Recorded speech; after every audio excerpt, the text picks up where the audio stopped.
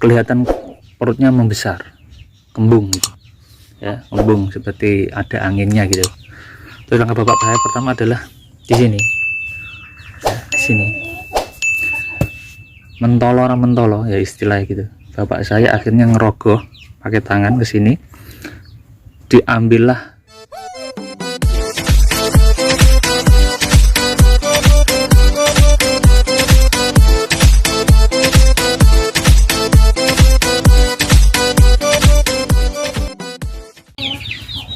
ketemu lagi di channel YouTube Sobat 62. Teman-teman, kali ini saya ada cerita. Sapi saya ini ketika tanggal 25 kemarin sapi mengalami sakit. Ya, sakitnya berupa apa? Sakitnya kemarin waktu pagi saya ke kandang ya, sapi ini tidak mau makan sama sekali. Saya kasih makanan enak pun dia nggak mau, kasih jagung muda pun nggak mau, kasih suket gajah pun nggak mau, dikasih comboran polar pun dia nggak mau. Nah saya kan jadi saya bisa simpulkan kalau sapi saya ini kemarin sakit. Nah kemudian siangnya sekitar jam 10 ya, dia tambah di hidung sini ya, di hidung sini muncul air liur ya, di mulut juga muncul air liur, di hidung seperti orang flu ya. Saya ulangi, di hidung seperti orang flu, banyak lendir muncul dari sini. Kemudian di mulut berbusa, muncul iler, namanya iler, itu terus menerus tidak mau berhenti, banyak sekali. Kemudian cirinya lagi nafasnya ngos-ngosan. Oke, saya lanjut teman-teman. Ciri-ciri sapi yang mengalami sakit yang pertama kita cek adalah nafsu makannya berkurang. Ini dialami oleh sapi saya kemarin. Kemudian yang kedua, setelah nafsu makan berkurang biasanya diikuti di hidung akan muncul seperti pilek, itu ingus akan banyak sekali ya. Kemudian dari mulutnya nanti akan keluar air liur. Nah kemudian setelah itu sapi mungkin selang dari 4 jam sapi akan lebih suka, istilahnya depok ya, dia nggak suka berdiri, karena kemudian diikuti dengan nafas yang terengah-engah. Nah, sebelum hari ini sapi saya itu dalam keadaan sakit. Alhamdulillah hari ini sudah dalam keadaan sehat. Nah, bagaimana itu caranya saya mengobati ya? Saya dapat ilmu dari bapak saya ya. Semula saya panik. Pak, ini gimana kalau kita bawa ke, atau kita panggilkan mantri saja? Bapak saya bilang jangan dulu, nggak usah, sapi dilihat dulu karakternya, kemudian nanti kita obati secara mandiri sesuai dengan pengalaman bapak saya waktu dia dulu punya sapi sakit yang seperti gejalanya seperti saya sebutkan tadi ya. Selain nafas terengah-engah, setelah sapi saya itu depok tadi, dia saya berdirikan nggak mau teman-teman. Saya tambah panik, nggak mau. Ini bagaimana ini? Akhirnya saya gigit ekornya ya,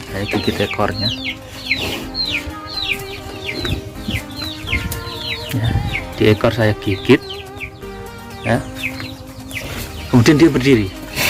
Kalau saya gigit dia berdiri ya, tetapi kemudian yang saya takutkan di sini apa?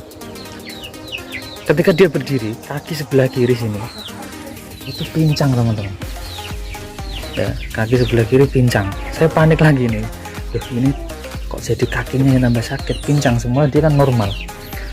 Wah, akhirnya saya tanya ke bapak saya pulang, saya ke rumah. Ini gimana Pak, sapi kok kakinya tambah sakit, ini gimana, dipanggilkan mantri atau gimana? Bapak saya bilang nggak usah, jangan dulu. Nah,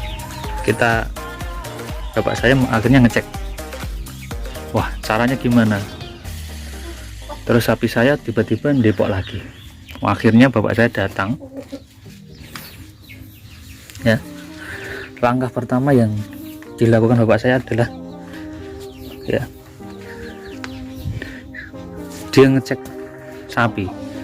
Oh, kelihatan perutnya membesar, kembung gitu ya, kembung seperti ada anginnya gitu. Terus langkah bapak saya pertama adalah di sini ya, di sini mentolo ya istilah gitu.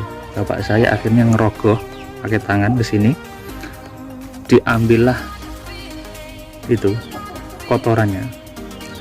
Pada saat diambil itu ternyata ya,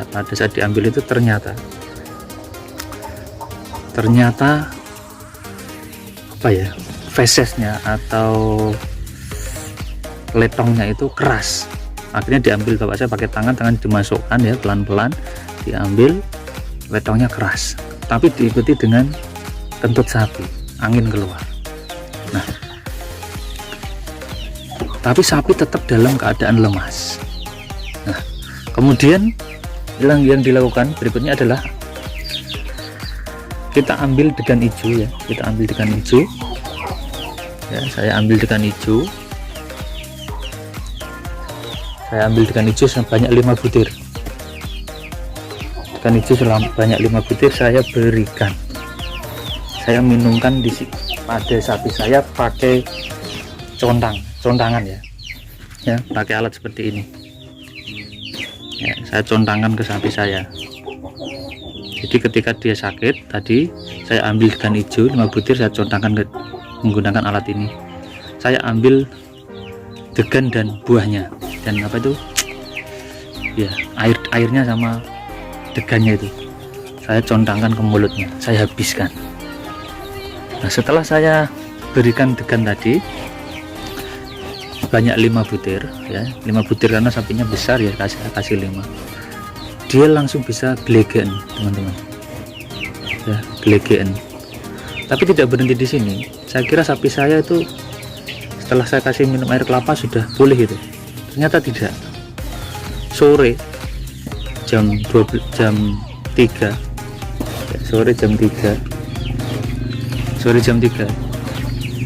dia sudah depok lagi, tidak mau berdiri.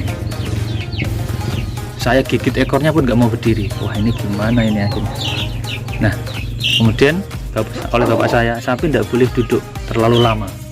Kalau dia depok terlalu lama, nanti kaki yang satunya atau kaki yang ini ya, kaki yang ini nanti apa, likatan atau kram. Akhirnya dia nggak akan berdiri. Kalau nggak akan berdiri malah susah ya, sapi akan mengalami lumpuh nanti. Akhirnya apa, kita harus paksa berdiri. Akhirnya saya tarik kelohannya ya, saya tarik, kemudian dipukul bapak saya sambil gigit ekornya, digigit pakai mulut itu ya, pakai gigi ya. Akhirnya dia berdiri, kita paksa dia berdiri dulu. Jadi intinya di sini apa, jangan sampai kita biarkan sapi kita terlalu lama duduk atau depok, kita paksa berdiri. Tapi di sini sapi nafasnya sangat ngos-ngosan sekali. Nah, kemudian akhirnya setelah saya kasih air kelapa tadi ya, jam 4 saya ke apotek ya,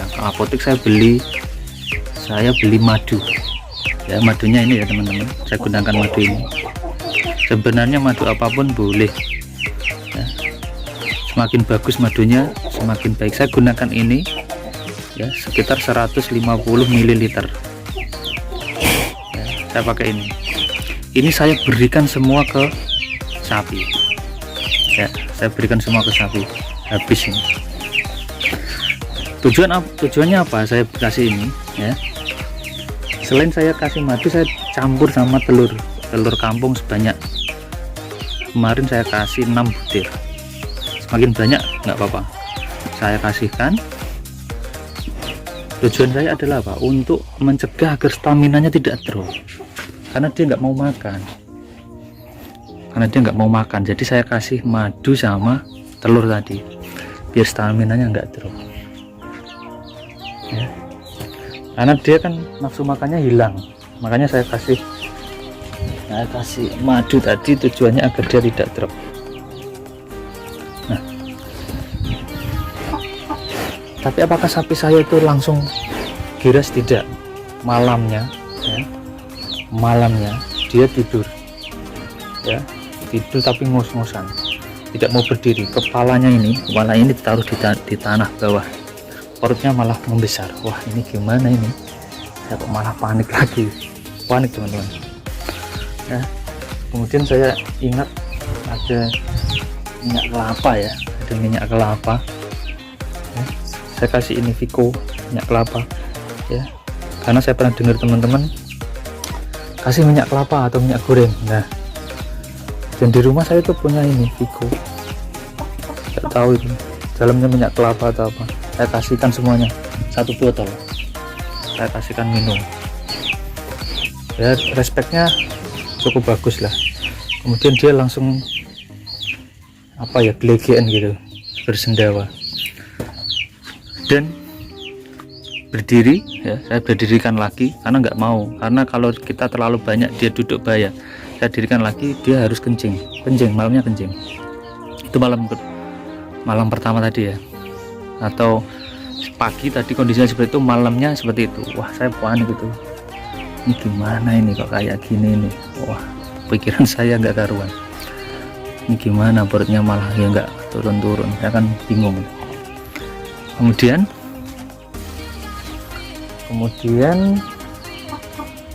seluruh kakinya saya olesi balsem atau apa, tapi saya pakai ini, olesinya pakai ini teman-teman. Apa ini ya? Ini apa nggak tahu ini dari ibu saya ya, saya olesi pakai ini, saya olesi saja. Sebenarnya nggak pakai itu nggak apa-apa, saya olesi, yang penting diolesi pakai remasan atau apa. Kita olesi pakai di kakinya, di pusernya ya, di puser sapi ya, kemudian di kening sapi sini sama di kupingnya, agar sapi dalam kondisi tetap hangat.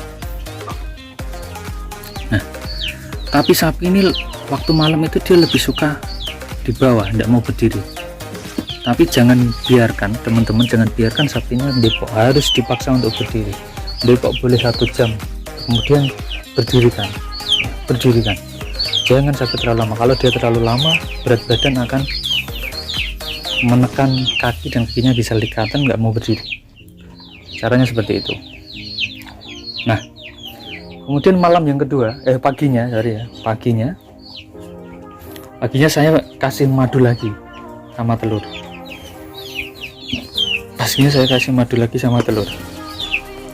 Nah, tetapi kaki yang tadi yang pincang yang sebelah kiri ya, pindah yang di depan.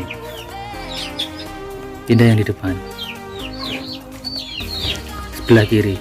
Kata bapak saya, nek sapi lorone wis medun ning sikil, insya Allah mari. Bapak saya bilang gitu. Nek sapi loro ra gelem mangan, pilek, wetenge kembung, wis medun ning sikil, insya Allah sapine iso mari. Nah, saya ingat waktu yang saya lakukan pertama adalah ngasih air degan tadi. Jadi pertolongan pertama teman-teman, kalau sapinya menemui kejadian seperti saya tadi, usahakan diberikan air degan 5 butir, kasihkan semua sama degannya itu ya. Itu adalah langkah pertama yang bisa kita lakukan. Dan usahakan sapinya jangan sampai terlalu lama mendepok ya. Pastikan di malam hari sapinya diusahakan berdiri, sedikit depok, banyakkan berdiri. Depok 1 jam, berdirikan 2 jam. Itu caranya seperti itu. Nah, dan pastikan sapi juga bisa kentut. Caranya tadi dirogoh tadi ya. Nah, setelah itu malam kedua alhamdulillah sapi sudah ada perubahan ya. nek bapak saya bilang ini nak wis gayemi, wis gelem gayemi, berarti sapi iki yo gayemi seperti ini kan, mengunyah makanan ya. Nak wis gelem gayemi, insya Allah mari. Nah, gitu. Alhamdulillah sapi saya mau gayemi. Jangan lupa kaki-kakinya juga diolesi balsem atau hot and cream ya, biar dia tidak kram. Nah, setelah sembuh jangan dicombor dulu ya, jangan dicombor dulu, biarkan dia adaptasi dulu dengan tubuhnya, dan catatan teman-teman, karena ketika dia sakit itu dia kan susah makan ya, kita kasih makanan sedikit-sedikit lewat mulutnya ya, kita paksa lah, kalau ada kopet jagung muda kita kasih continue sedikit-sedikit, jangan sampai perutnya kosong. Kalau perutnya kosong kondisinya akan memperlemah dirinya nanti ya. Sedikit-sedikit kita paksakan, rumput sedikit-sedikit terus seperti itu. Nah teman-teman, mungkin itu yang bisa saya sampaikan, pengalaman saya. Jadi ketika sapi sakit teman-teman, kuncinya di sini adalah tidak panik. Tapi saya tadi sempat panik, ini saya bagi pengalaman. Kuncinya adalah jangan panik. Langkah pertama, entah itu sakitnya kembung atau keracunan atau mendem atau memang dia pilek, berikan dia air kelapa muda ya, berikan dia air kelapa muda ya, berikan dia air kelapa muda.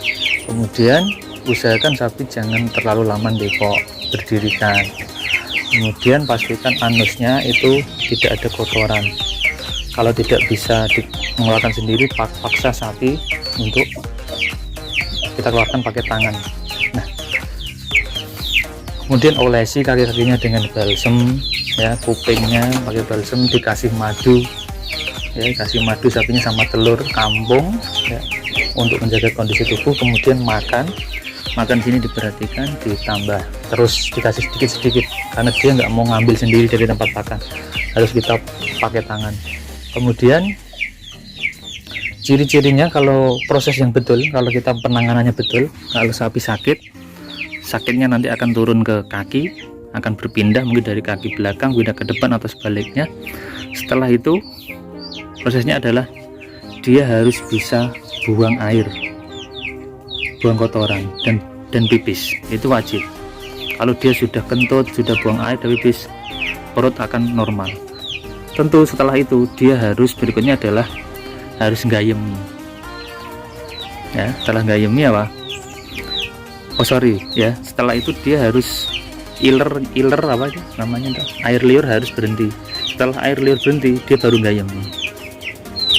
Setelah dia gayemi, insya Allah sapi kita sudah dalam proses untuk menjadi lebih sehat lagi ya. Karena kalau dia gayemi berarti ciri-cirinya organ pencernaan sapi sudah kembali normal ya. Cukup itu teman-teman yang bisa saya sampaikan ya, semoga bermanfaat buat teman-teman. Jangan lupa minta dukungan subscribe-nya agar channel ini berkembang. Terima kasih. Wassalamualaikum warahmatullahi wabarakatuh. Jaya selalu.